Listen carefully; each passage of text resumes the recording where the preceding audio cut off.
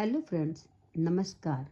मैं सुमन एक बार फिर आपके सामने प्रस्तुत हूँ एक नई कहानी लेकर। हिंदी साहित्य की प्रसिद्ध लेखिका सुभद्रा कुमारी चौहान जी द्वारा लिखी एक मार्मिक कहानी जंबक की डिबिया। तो आपके सामने प्रस्तुत है कहानी जंबक की डिबिया। इस जंबक की डिबिया से मैंने एक मनुष्य का खून जो कर डाला है, इसलिए इससे डरता हूँ। मैं जानता हूँ यही जंबक की डिबिया मेरी मौत का कारण होगी। प्रोफेसर साहब ने कहा और कुर्सी पर टिक गए।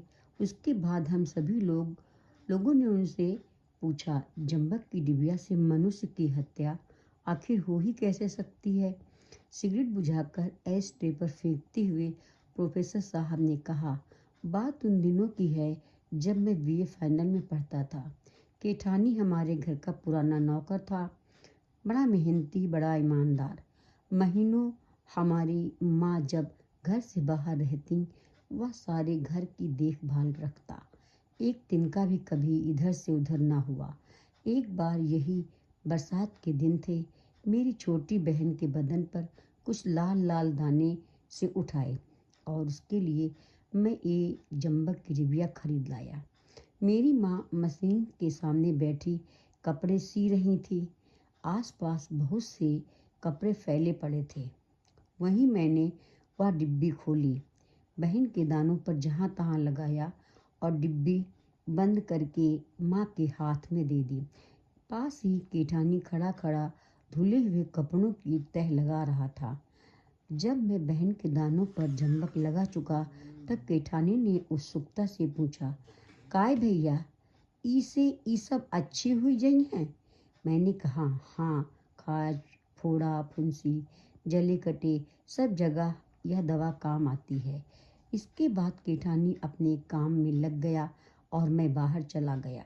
शाम को जब मैं घूम कर लौटा तो देखा घर में एक अजीब प्रकार की चहल पहल है। माँ कह रही थी, बिना देखे किसी को कैसे कुछ कहा जा सकता है? कहाँ गई कौन जाने? बड़ी बहन कह रही थी, उसे छोड़कर और ले ही कौन सकता है? कल उसकी भावाजाई थी ना, उसके लड़के के सिर में भी बहुत सी फुड़िया थी। पिताजी कह रहे थे, कहीं महाराजी न ले गई हो। अखिल उससे कह रहा था, यह गोरे होने की दवा है। लड़के भी तो तुम्हारे सीधे नहीं हैं। पास ही बैठा अखिल पढ़ रहा था। पिताजी की बात में दिलचस्पी लेते हुए वह बोला, बापू, महाराजिन तो सदा गोरे होने की ही फिक्र में रहती हैं। फिर मुझसे पूछा कि यह क्या है, सो मैंने कह दिया कि गोरे होने की दवा है। केठानी अपनी कोठरी में रोटी बना रहा था। उसे बुलाकर पूछा गया तो उसने कहा, जब भैया लगाई हती आपने तो तबै देखी रही, फिर हम नहीं देखें सरकार। मुझे क्रोध आ गया। बोला तो डिबिया पंख लगाकर उड़ गई। केठानी ने मेरी तरफ देखा, बोला, भैया। मैंने कहा, चुप हो, मैं कुछ नहीं सुनना चाहता। सुबह मैं डिब्बी लाया और इस समय गायब हो गई। यह सब तुम्ही लोगों की बदतमीजी है। केठानी कुछ न बोला, चुपचाप वहीं खड़ा रहा और मैं कमरे में चला गया। मैंने कहा, वह माँ से कह रहा था, मालकिन, चल के मोहरे कोठरी में खोल के देख लो। मैं का करी हूँ दवाई लई जाई के, फिर जौन चीज लागी मैं मांग न लई हूँ सरकार से। मैं कोट उतार रहा था। न जाने मुझे क्यों क्रोध आ गया और मैं कमरे से निकल आया। बोला, चले जाओ अपना हिसाब लेकर, हमें तुम्हारी ज़रूरत नहीं। आखिर माँ ने बहुत समझाया पर हम सब भाई बहन न माने और माँ ने केठानी को बहुत रोकना चाहा और वह यही कहता रहा, जब तक भैया माफ़ न कर देंगे, अपने मुंह से मुझसे रहने को न कहेंगे, मैं ना रहूँगा। और मैंने केठानी से रहने को कहा और न वह रहा। हमारे घर की नौकरी छोड़कर वह चला गया। पर घर के सब लोगों को वह प्यार करता था।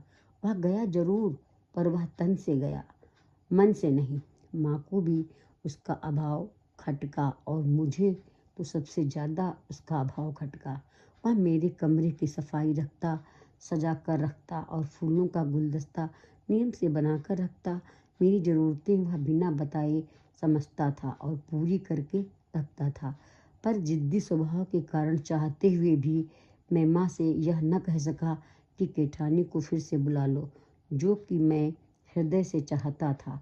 एक दिन माँ ने कहा कि केठानी राय साहब के बंगले पर गारा मिट्टी का काम करता है। मैंने सुना, मेरे हृदय में ठेस सी लगी। बूढ़ा आदमी, डगमग पैर, भला वह गारा मिट्टी का काम कैसे कर सकेगा? फिर भी चाहा कि यदि माँ कहे कि केठानी को बुला लेती हूँ तो मैं इस बार जरूर कह दूंगा कि अच्छा है, बुला लो। पर इस बार माँ ने केवल उसके गारा मिट्टी ढोने की खबर भर दी और केठानी को फिर से नौकर रखने का प्रस्ताव न किया। एक दिन मैं कॉलेज जा रहा था, देखा केठानी सिर पर गारे का तसला रखे चाली पर से कारीगरों को दे रहा था। 40 फुट ऊपर चाली पर खड़ा वह बूढ़ा केठानी खड़ा काम कर रहा था। मेरी अंतरात्मा ने मुझे काटा, यह सब तेरे कारण है। और मैंने निश्चय कर लिया कि शाम को लौटकर माँ से कहूँगा कि अब केठानी को बुला लो।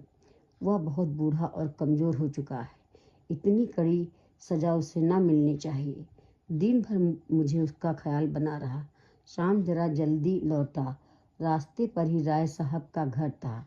मजदूरों में विशेष प्रकार की हलचल थी। सुना कि एक मजदूर चाली पर से गिरकर मर गया। पास जाकर देखा तो वह केठानी था। मेरा हृदय एक आदमी की हत्या के बोझ से बोझिल उठा। घर आकर माँ से सब कुछ कहा। माँ, उसके कफन के लिए कोई नया कपड़ा निकाल दो। माँ अपने सीने के कपड़ों की पोटली उठा लाई। नया कपड़ा निकालने के लिए उन्होंने जो ही पोटली खोली, जंबक की डिबिया खट से गिर पड़ी।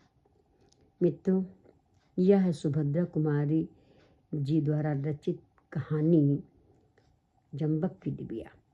यदि आपको यह कहानी पसंद आई हो तो चैनल को सब्सक्राइब करें, लाइक करें।